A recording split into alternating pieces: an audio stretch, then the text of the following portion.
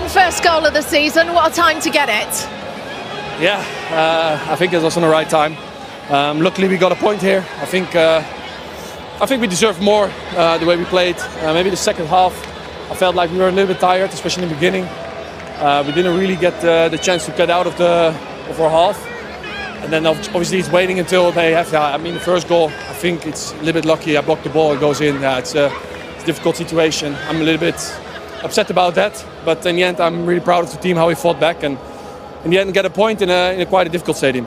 Look, were you a little bit shell-shocked to go 2-1 down, that Richarlison goal, and then you've got a couple of minutes, but what does that show about this United that you still found a way? Well, I think it's the same as last week. Last year we lost against Forest 1-0. Last season we lost against Tottenham 1-0. And today and also last week you see that we still have the fire in our belly to get a point, to get a goal, even with 10 men. And that way I'm really proud of the team. And the season is long, so in the end, if you don't lose these kind of games, it's always more important than how to say, drawing is more important than losing. So it's fine. Well, look, it's 5 unbeaten now this season for you guys under Amorim. What has been the turning point? Well, I think also today you saw we are really dangerous for opponents. We have a lot of speed in the front. We're really stable. We know our strengths also well. We utilize them also well. I think today even we had a lot of more opportunities to get in behind them because they are vulnerable in this. But I think we played a good game, and I think we could deserve a little bit more. Yes, thanks so much for talking to us. Goals in 7 minutes, and Manchester United haven't scored many from set pieces actually. Nice to see a goal from a defender and sharing these goals around. It is, and it's normal to score from a set piece for defender. But the major thing here for me is during the game he was marked in a set pieces by Brennan Johnson, which for me, as we spoke with Jay, is a mismatch. The Ligt is a strong and powerful defender. Brennan Johnson is quite the opposite. He is not as strong as him. You can see, especially on this set piece, how he loses the Ligt from the side. And then he is free to score that header. Of course, we can argue the goalkeeper can do better as well by pushing the ball out of the back of the net. But speaking from experience, sometimes when your header is so powerful, your reaction time is short, so you don't have time to quickly react. But the major thing for me is that Brennan Johnson was marking the Ligt in that so much. We were surprised, which is a little bit surprising because Spurs have conceded a fewest goals from set pieces in the Premier League. 100%. They've been second. Yeah, they've been good. They're defending set pieces, but the whole setup, Brennan Johnson can't be marking the Ligt. It is a mismatch. He's twice his size. He loses him too easy. I think just panics and he gets himself in the area where he's free, and obviously Spurs end up conceding in that. And when you work so hard to get back into the game and then you concede in that manner, and that of course is disappointing.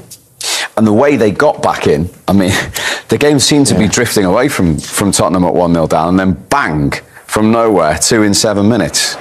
Yeah, but it's a transition.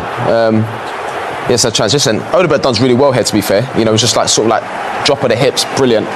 And he plays out to Udogie, but there, you look at it there, there's Man United got bodies in the box, but it comes in, this is your goal, Jay. Yeah, it's so, you know what I like about this, the turn, it's calculated, he knows what it's not, because when I first saw it, I thought maybe it's a bad touch, but you see him here, the ball goes wide, and it's just such a good touch.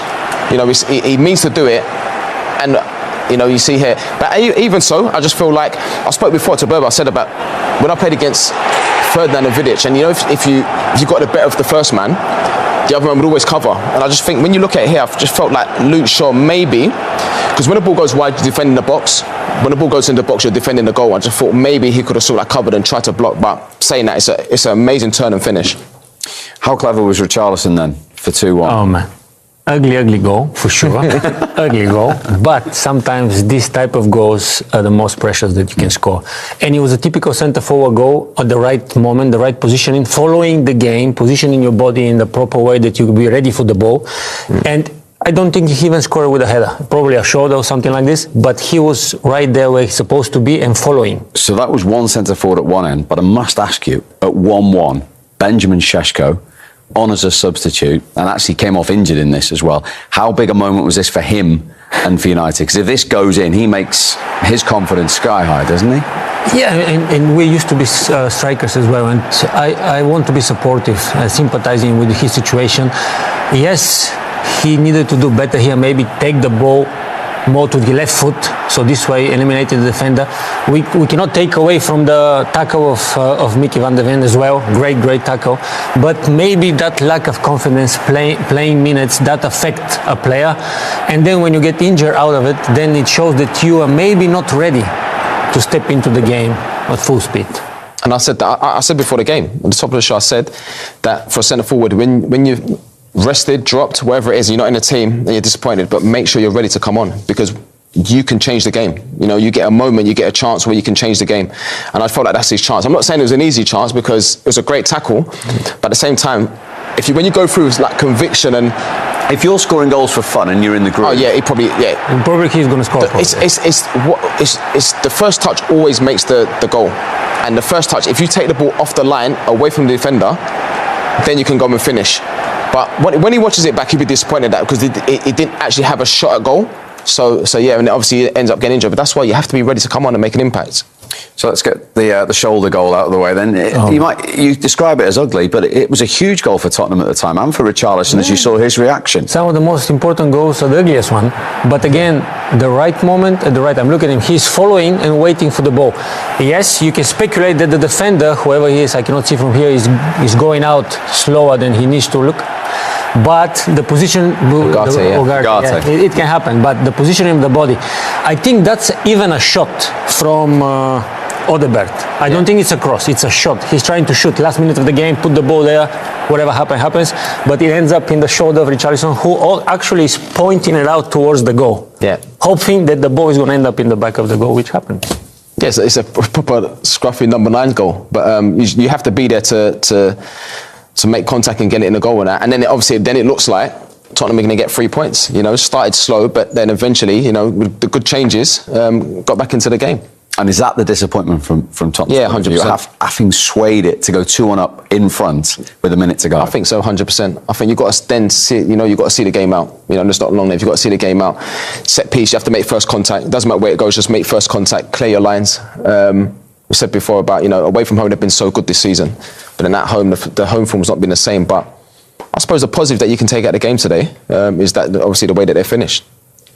And for United, the way they finished as well, actually, with that last minute, with that character, they've done it, as I say, 2 weeks running away from home. No, you're not having it, are you, Berber? For sure, you can say character, coming back, blah, blah. But they weren't doing it last season, were they? No, that's the improvement. But you are leading 1-0. In a way, you control the game. And then, last minutes of the game, you're trailing 2-1. I'm pretty sure that Richarlison was thinking, I want the game for my team. But then it shows you that in football, a set piece, a free kick or whatever, we spoke about this before, it's so important to know how to cross, to position yourself, of course. When you have a mismatch in who is guarding who, that can be an advantage for the opposition, like we saw today as well. So you don't give up, as a cliche as it sounds. The game is played now 96, 97 or whatever minutes. And if you have a set piece, make sure you can use it the right way. That's why most teams now having long throws, defensive coach, set pieces coach, so they can, you know, be ready for the moments like this. And today we saw how important it is if you have the right set piece and to know how to take advantage of it. And it's a lesson for Tottenham in game management, concentration. I think that's all it is. I think concentration. You know, from the first minute to the last, and obviously seeing. But I'm just surprised with Brendan Johnson. You know, he can't be marking. I think even like he's probably the same size as me. My job was always. Is he marking space or is he marking a player here? Do we think he's marking a player? But I remember I always instructed to. Or? Look, he's following him. Yeah. He's trying to see where he is. Yeah. But and you have to, and it's horrible when you're in there, but you have to stay with your man. And even if you're not going to win the header, but you have to try and bump him so that he doesn't get a clear header at goal. But Jay, of course, I don't think it's his fault. Probably the manager or whoever makes the set pieces says you need to mark the Ligt today. Yeah. And I remember how I hated marking someone bigger than me, and I'm a big guy. Yeah. So I can imagine how he was probably feeling, thinking, oh God, I hope the ball is not coming my way. Yeah. No? It is like that. Mismatch. Shouldn't be marking him. Interesting. From United's point of view, the positive is they've scored in 7 games in a row, but they still kept just 1 clean sheet all season. And they probably work on this as well, for sure. From striker perspective, though, Defensive-wise, yes, that's why I was so surprised. We were watching the game, it was like 5-4-1, very difficult to break in. But obviously, sometimes you find the necessary tools to score 2 goals, and then you need to score another one. But from striker perspective for United today, for example, like we spoke about Sesko, Cunha also didn't have a good day at the office as well. But there were players shining here and there. But most of them, I'm pretty sure, on the way back to Manchester will be disappointed with what happened today. And they'll have injuries to Šeško and Maguire as well, by the look of it as well. Yes, we forgot about that. Yeah, Maguire, who's been really, really great in the back, also hamstring or something happened. But sometimes that's the chances you take when you play games, and you need to rotate, to rest, especially with rotation. Sometimes you get going, but then the coach or the manager is like, you're going to rest today. Yeah, and then, exactly. Then you lose your momentum. Then you need to be ready to come in. You're not prepared. Another injury. Bad season. Another home game in the league, not won. They haven't won since Thomas Frank's only home win in the Premier League against Burnley. Yeah, but you can tell by the body language of the players. Richarlison was on his knees. No, even though didn't lose. You know, if you can't win, don't lose. Didn't lose. But at the same time, these players know. You know what? This is our pitch. This is our ground. You know what I mean? So. You know, you got to give the. We said before against Chelsea, the fans were quiet. The fans were quiet again today, but you have to perform. You know, the fans come to watch you. You have to perform to get and at the end, the atmosphere is completely different. But you've come into the game too late. So yeah, but they have to find a way to win. Exactly, because if Spurs started the game the way they started the first 10 minutes of the second half. And the last probably 5 or 10 minutes in the game, the last minutes of the game, then they will have more chances of winning that game today. Because the first half, Spurs were not there. No. The 10 minutes of the second half, they attacked. They wanted to show intent that we're going to try to do something, and they did eventually. But they need to start the game on the right foot. Otherwise, that consistency will never be there, and it's going to be season again of up and down, up and down. The same goes for United, in my opinion. Just Arsenal away and PSG away next for Tottenham. Not coming easy, is it? Mind you, they've got the best away record in the league. So. Yeah, exactly. And you've seen, even Thomas Frank when he was at Brentford, these teams away from home are solid. You know, don't look like they're going to concede and that. And then they've got good players. You saw the subs tell that. The subs that come on, Odegaard that come on and made the difference in the game, made an impact. That's what you got to do when you come on. But there's some tough games coming up now. Table. It started really slowly, this one. It was almost a bit boring early on in this one. It took a while to get going, but what a brilliant finish it was. Now you've had time to reflect on it, Peter. Who do you think is going to be happier with the points?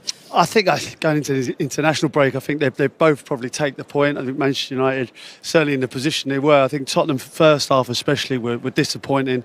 You know, they were throwing balls into the box. I think that was fair to say. Didn't create a great deal. And Manchester United the same, really. And then, you know, we just went crazy towards the end with the substitutions working. Certainly with Spurs, they put an extra impetus in Spurs' play, and then a set piece at the end to kind of save Manchester United. But I suppose you have to look at it with lots of it labelled at Manchester United with their mentality, and you know, getting a draw out of the game in a difficult circumstances would prove that wrong. There'd only been 3 shots on target up until Matisse Tel got the equaliser for Spurs in the second half. That substitution didn't go down very well, Owen, but with just his second touch, scored a brilliant goal.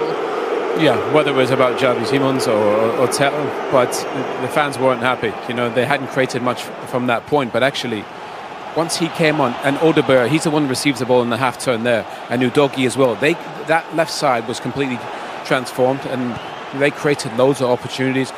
I think it's the most crosses they've ever had in a Premier League game into the box. But I just thought, Crouchy, this left-hand side, there was a little bit more positive and energy getting at Manchester United. A hell of a lot more urgency. Odegaard, especially, you know, when he was facing Ahmad, he definitely had the beating of him. And you have to say it was a great finish. Took a slight nick here, but the first touch kind of sets it up from Tel, and obviously as a swipe at it, the touch from Ligt just takes it away from the goalkeeper. And big celebrations from Thomas Frank. All 3 subs involved as well.